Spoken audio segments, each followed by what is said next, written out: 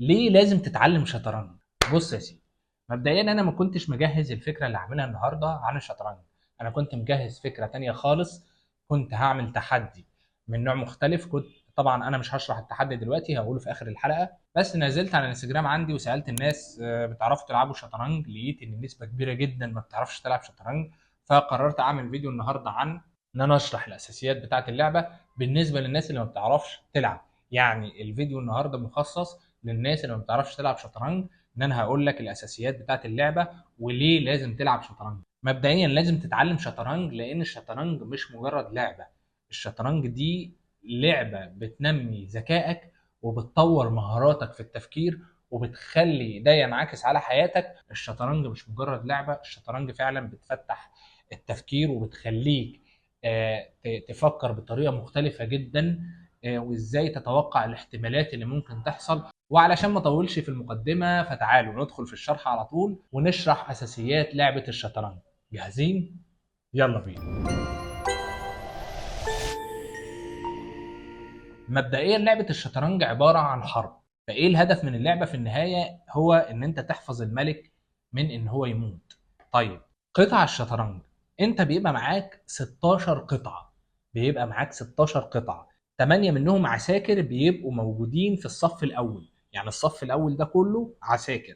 وبعد كده معاك 8 قطع تانية هنشرحهم بالتفصيل. يعني بيبقى معاك القلعه او الطابيه، الحصان، الفيل، وده الملك، الوزير. والقطع بتتكرر تاني: الفيل، الحصان، القلعة. وزي ما قلنا الصف اللي في الأول كله عساكر. الخصم اللي قدامك مع نفس القطع. هشرح لك دلوقتي حركة كل قطعة وإزاي بتاكل القطعة اللي قدامك. ودي الحاجة الأساسية اللي لازم تفهمها. يعني إيه حركة كل قطعة؟ كل القطع هنا ما بتتحركش زي بعض، كل قطعة ليها طريقة حركة وبتاكل بطريقة مختلفة. تمام؟ وبناء عليه بتبدأ تفكر ازاي تهجم وازاي تدافع وازاي تحافظ على الملك وازاي تحافظ على القطع عموما. يعني مش الفكره الملك بس. مبدئيا حركه العسكري بيتحرك لقدام حركه واحده بس باستثناء اول لعبه. يعني العسكري لما يجي يلعب هو بيتحرك حركه واحده بس لقدام. واللعبه الوحيده اللي ممكن يلعب فيها حركتين هي اول لعبه بس. يعني هو دلوقتي من الثبات بتاعه اهو ممكن تحرك لقدام كده بلطين، وبعد كده هي حركه واحده بس اللي ينفع يتحركها لقدام. طيب بياكل ازاي؟ العسكري بياكل بزاويه. يعني لو انت هنا وعسكري هنا تمام قصادك، فانت ينفع تاكل ده وتيجي مكانه على طول. تمام. انما لو هو قدامك كده ما ينفعش تاكله. تمام. الموضوع بسيط بس ممكن يكون في الاول ايه غريب شويه. يعني انت علشان تاكل العسكري او تاكل قطعه قدامك، يعني ممكن يكون الفيل هنا. تمام. وانت علشان تاكل هتاكل الفيل بالعسكري عادي. تمام. علشان هو في المرمى بتاعك. وبرضو الناحية دي ينفع تاكل القطعة اللي قدامك. تمام. يعني الموضوع سواسية لو احنا بنتكلم عن ازاي تاكل بالعسكري. نيجي بعد كده للقلعة. القلعة بتتحرك ازاي؟ القلعة بتتحرك في خط مستقيم وعلى شكل الزائد. يعني مثلا لو القلعة هنا، القلعة ليها تتحرك فين؟ فهي ليها تتحرك في خط مستقيم على شكل الزائد. يعني ينفع تتحرك كده تمام لقدام او لورا في اي مكان بقى. يعني عايز تتحرك كده، عايز تتحرك كده، عايز تتحرك كده، المهم ان هي على ايه؟ على شكل الزائد. لو الموضوع بالنسبة لك فيه مشكلة فممكن تسمع الفيديو تاني وتفهم بالظبط انا بتكلم عن ايه. بعد كده نيجي للحصان. الحصان بيتحرك ازاي؟ الحصان ليه حركة مميزة جدا وهي حرف ال. تمام. علشان ان احنا نتحرك الحصان مثلا من مكانه هنا ما ينفعش يتحرك غير هنا او هنا. تمام. دول المكانين المفتوحين. فبيتحرك كده او يتحرك كده. طيب افهم الموضوع ده ازاي؟ لو افترضنا مثلا ان الحصان ده هنا فهو بيتحرك حركة حرف ال. يعني ايه حركة حرف ال؟ يعني انت دلوقتي لو جيت الحصان هنا ورسمت حرف ال معكوس او حرف ال عادي هتلاقيه ينفع يتحرك هنا. تمام. يعني اهو واحد اتنين تلاتة. ارسم بقى هو مكان هنا. دي ايه؟ شوف دي ايه؟ دي حرف ال. نفس الفكرة من هنا برضه. تمام. نفس الفكرة من هنا، نفس الفكرة من هنا. وبياكل اللي بيبقى واقف مكانه من الخصم. فاهم الفكرة؟ يعني معنى كده ان الحصان بيتحرك حركه حرف ال، فاهم؟ فالفكره برضه عشان تبقى فاهم، مش لازم الاماكن اللي هو هيمشي فيها دي تكون فاضيه، المهم المكان اللي هيبقى هو اللي هينزل فيه يكون فاضي، او في خصم عادي ممكن تاكل القطعه وتيجي مكانك. ده يعني شرح الحصان باختصار. طبعا الحصان من اهم القطع اللي موجوده على على رقعه الشطرنج. ودلوقتي هنتكلم عن الفيل. الفيل برضو قطعه مميزه جدا وحركته مختلفه. الفيل بيتحرك على شكل حرف الاكس، تمام؟ يعني بيتحرك في خط بزاويه، تمام؟ لما يبقى هو في نقطه كده فترسم اكس، هو ينفع يتحرك في المجال ده اهو. يعني انت لو بصيت الخط اللي هو واقف فيه ده، والخط اللي قاطع معاه برضو، ده كله المرمى بتاعه، يعني ينفع يروح هنا وياكل القطعه دي، تمام؟ طبعا هيتاكل بالقلع، احنا مش بنتكلم على الحمايه والحاجات دي دلوقتي، احنا بنتكلم عن حركه القطع، تمام؟ فبالتالي لو في عسكري هنا انت ينفع تاكله عادي، لانه في مرمى الفيل الزاويه بتاعته، تمام؟ ولو انت ومن ضمن الحاجات اللي انت لازم تبقى فاهمها ان الفيل الابيض، في حاجه اسمها الفيل الابيض، يعني في البلاطه البيضاء طول اللعب ما بيتحركش من البلاطه البيضاء، يعني هو كل حاجه لازم يتحرك فيها لازم يبقى ايه، يبقى في الزاويه البيضاء، تمام؟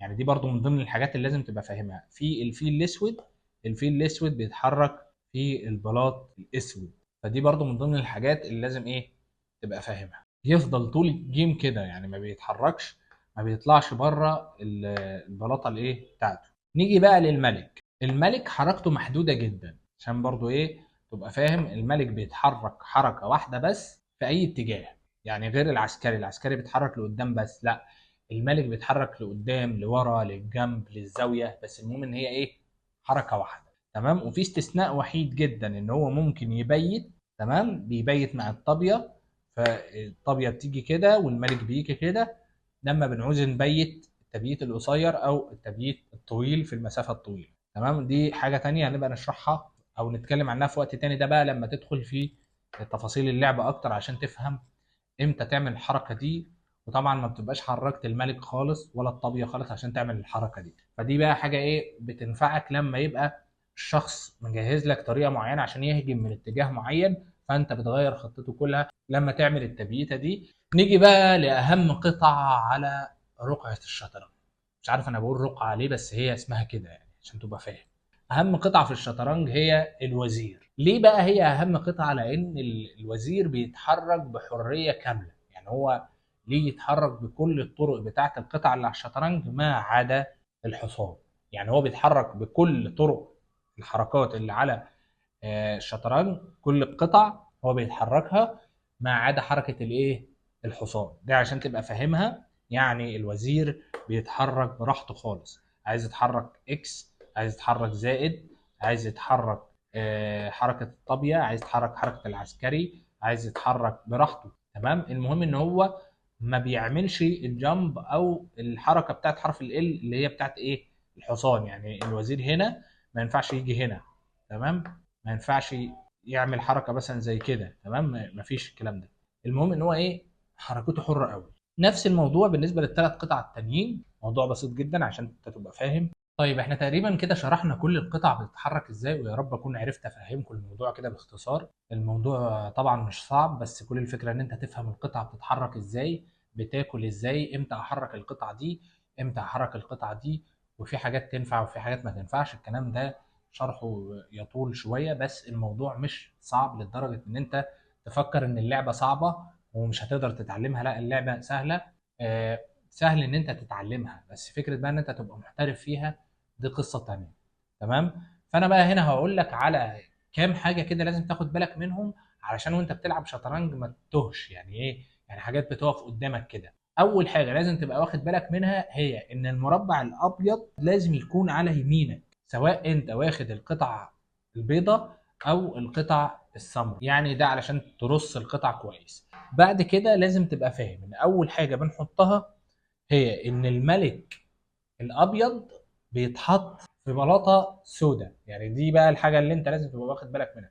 الملك بيتحط في عكس اللون بتاعه، علشان دي اول حاجه المفروض بترصها. طبعا صف العساكر مش محتاج شرح. فالملك الاسود في البلاطه البيضاء، وقصاده من الناحيه الثانيه الملك الابيض في البلاطه السمراء. القلعه من الناحيتين على الطرف، جنب كل قلعه حصان، وبعد كده الفيل والفيل، والموضوع بالتساوي، يعني الاتنين مظبوطين من الاتجاه ده او من الاتجاه ده. الاختلاف كله بيبقى في الملك الملك قصاد الملك والوزير قصاد الوزير، فعشان كده الموضوع بيبقى معكوس بالاتجاهين. وفي ناس مثلا بتلعب بالابيض ما بيلعبش غير بالابيض بس، في ناس بتيجي تلعب بالاسود ما بيلعبش غير بالاسود بس، وده علشان طبعا اختلاف اماكن الوزراء، فبيبقى معود نفسه على طريقه لعب معينه. طيب ليه بقى الشطرنج يا جماعه مهمه جدا ولازم تتعلمها؟ لان الشطرنج لعبه بتعتمد على التفكير المستقبلي. يعني انت دلوقتي لما بتبقى بتلعب جيم شطرنج، انت بتفكر في كذا خطوه قدام. يعني بتفكر ايه؟ انا دلوقتي هلعب اللعبه دي، تمام، وهو هيلعب اللعبه دي، وبعد كده انا هلعب اللعبه دي. فركز بقى، انا مش بتكلم بقى على اللعب الفعلي، لا انا بتكلم على التخطيط. يعني انا دلوقتي قدامي لعب انا المفروض العب، ومثلا هو لعب اهو فانا المفروض هلعب، فبص كده، طب هو بقى انا لو لعبت الحصان هنا هو هيروح مطلع لي الفيل مش عارف مثلا هنا، فاهم الفكره؟ اللهم صل على النبي. لو انا لعبت الحصان هنا هو هيطلع الفيل هنا، وبعدين ايه ده كله في خيالك، ركز عشان هو الموضوع بيبقى غريب شويه. ولو انا بقى طلعت له الفيل بتاعي هنا، او مثلا ايه لعبت الوزير مش عارف فين، او طلعت العسكري ده هو هيلعب العسكري ده فهيقفل عليا مش عارف ايه، فانت تبص كده تقعد تخطط. طب وبعدين هو لو لعب الحصان كده، فتبدا تفكر في كذا خطوه بعد كده، فبالتالي تبص ده انا لو لعبت دي هخسر القطعه الفلانيه، هخسر الفيل، هخسر الحصان. هو هيلعب دي هلعب دي، هو هيلعب دي هلعب دي، فاهم؟ فبتبدا تخطط. طب لو انا لعبت من الاتجاه ده الكلام ده بيحصل ايه؟ بسرعه مع الاستمراريه تفضل ان انت تفكر في كذا احتمال مع بعض. في ناس بتخطط لاحتمالات كتير جدا للعب، فمجرد ان هو يلعب قطعه هو خلاص عامل، يعني عامل حسابه ان انت لو لعبت دي فانا حامي دي بدي، وانت لو لعبت دي فانا حامي دي بدي، وانا مخطط ان انت لو دخلت من هنا هعمل عليك كماشه من هنا، لو انت دخلت من هنا هعمل عليك كماشه من هنا. فتخطيط مسبق، فبيخلي دماغك تشتغل بطريقه سريعه وبتفكر في احتمالات كتير جدا. ده بقى بينعكس على حياتك ازاي؟ لان هو نفس الفكره، انت لما بتبقى طبعا في حياتك بتقابل صعوبات ومشاكل وتحديات وحاجات زي كده، فلما تبقى دماغك متعودة على التخطيط والتفكير والاحتمالات والحاجات زي دي، فبتبقى متوقع حاجات كتير جدا وبتبقى مجهز نفسك ليها. ده بيبقى نابع من التمرين من لعبة زي لعبة الشطرنج. لأن الموضوع عامل زي الجيم بالظبط، انت لما بتشيل حديد في الجيم فانت بتمرن عضلاتك، فالمخ محتاج يتمرن بحاجة زي الشطرنج، والحسابات والاحتمالات اللي ممكن تتعمل في اللعبه، فبتشغل دماغك قوي. يعني الموضوع بيخلي تنمي فعلا تفكيرك جدا. يعني حتى انت بتحس بالفرق ده لما بتبدا تمارس ده في حياتك الطبيعيه. فلعبه الشطرنج مهمه جدا لازم تتعلمها. واللي انا قلته النهارده ده كان يعني نبذه سريعه عن لعبه الشطرنج، ويا رب اكون وفقت ان انا اشرح لك الاساسيات بتاعتها. لان الشطرنج فيها حاجات كتير جدا بقى انت محتاج تعرفها لو هتمارس اللعبه وتستمر فيها. في ناس بقى هي اللي بتعمل الشروحات دي وبتتكلم بقى عن ازاي ان انت تلعب بخطه نابليون مثلا، او خطه مش عارف فلان، والناس بقى عامله خطط معينه وطرق معينه للعب. ان شاء الله بقى الفيديو اللي انا كنت مجهزه عن الشطرنج، طبعا انا مش هنزله الفيديو اللي جاي، الفيديو هيبقى عباره عن تحديات هتحدى كل الاعمار في الشطرنج، الاعب كل واحد جيم شطرنج، واشوف تفكير كل واحد عامل ازاي، والموضوع مختلف ولا في ممكن يكون الصغير احسن من الكبير، ولا الكبير فعلا مختلف في تفكير اللعب. وفي النهايه يا رب يكون الفيديو عجبكم، وما تنسوش الاشتراك واللايك والشير. ويا جماعه اكتبوا رايكم في الفيديو، يعني لو مش عجبك الفيديو قول مش عجبني، لو عجبك الفيديو قول عجبني.